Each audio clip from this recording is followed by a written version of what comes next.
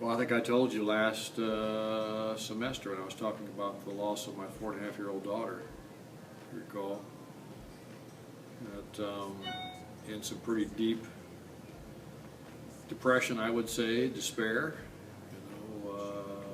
I crawled into bed one evening, and as I was pulling the covers up around my head, I heard that voice, say, "What did you learn down in that hellhole?" Through that whole process of watching her struggle post open heart surgery, and of course, eventually she died, of course. But I learned that hellhole, and at the time, I was angry about the whole process, and didn't want to hear it. And I was just saying out loud, "I don't know, and I don't care. I'm not talking to you. I'm mad." But then, after she'd passed away, about 6 months after that, I went over to see a good priest friend in Champaign-Urbana, Illinois, and in the process of telling about all that had happened to me, I got to the point where I don't know if I would have told him or not, but I got to the point in the story where that incident came up, and without me even prompting him, he asked me the same thing. He said to me, "What did you learn down in that hellhole?" With tears in his eyes, just weeping. And I realized when he said that there's no way in the world he could have known that sentence without being inspired. And so I realized God had actually spoken to me. And I started kind of rethinking the whole negative experience of losing my daughter, and I realized that some pretty deep things had happened to me. That in the process of losing her, I had, pretty connected to God in my prayers, heart, soul, mind, and strength, just asking for help and wanting to know what was going on and trying to understand the meaning of the whole thing. And I got about as close to God as I ever could possibly get, I think. And then I also realized that in that process, I would have traded places with my daughter. I would have got her off that table. If you could trade places with somebody, I would have traded places with her. Which means that, Ken Jensen, selfish as he can be, at least has loved one person more than himself in life. And I think that that realization kind of pulled me out of the funk. Realized that even though as painful as it was, there was some meaning to all that took place. Because of that voice, I no longer have any doubt as to whether God exists. I just realized that His ways are mysterious, and I ain't got that figured out. I'm working on that. You can go. Oh. I found God really strongly present in my life in October of 1985, when my second oldest daughter was hit by a car. And she lay in the middle of Washington Street. And it happened that God put beside her a nurse and an ambulance 2 blocks away, so that when she went into shock, they were able to get her to a hospital. And even though she was severely brain damaged, God also put in that hospital on that day, on a Saturday morning, a brain surgeon who should not have been there, but for some reason was there. And so the brain surgeon, the nurse, the ambulance, all those things combined to make this doctor's statement said, "I don't know how your daughter lived, but she did." And it was after I had called a good friend of mine and asked them to start a prayer chain in my daughter's name.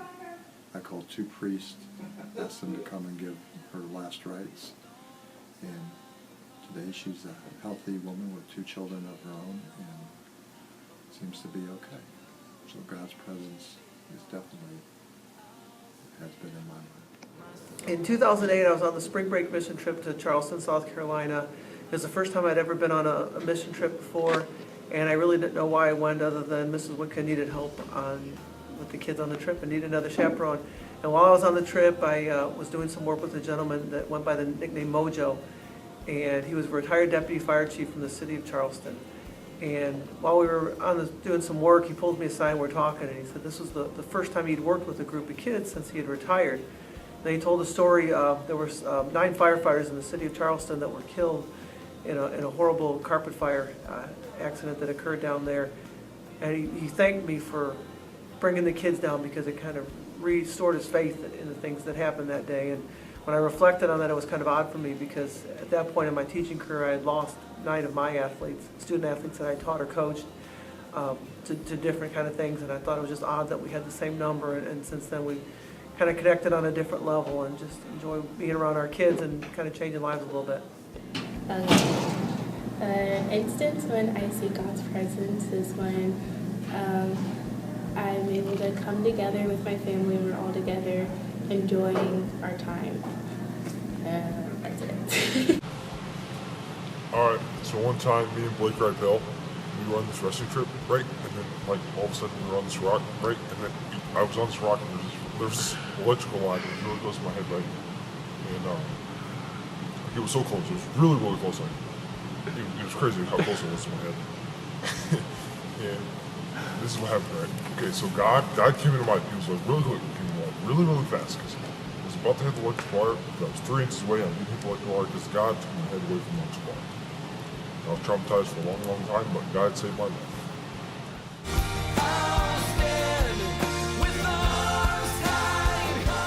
Panentheist, not a pantheist, a panentheist, meaning that I think the intelligence that runs every little aspect of this universe, from the photosynthesis of plants to the turning of the earth to gravity to centrifugal force and then all the intangibles, why things are beautiful, and that God is in and through all of that. I don't think He is those things, but He's in and through all those things, and so therefore just to be awake to the day and the sunlight and the plants and the air and is all awesome. It's all awesome experience of God.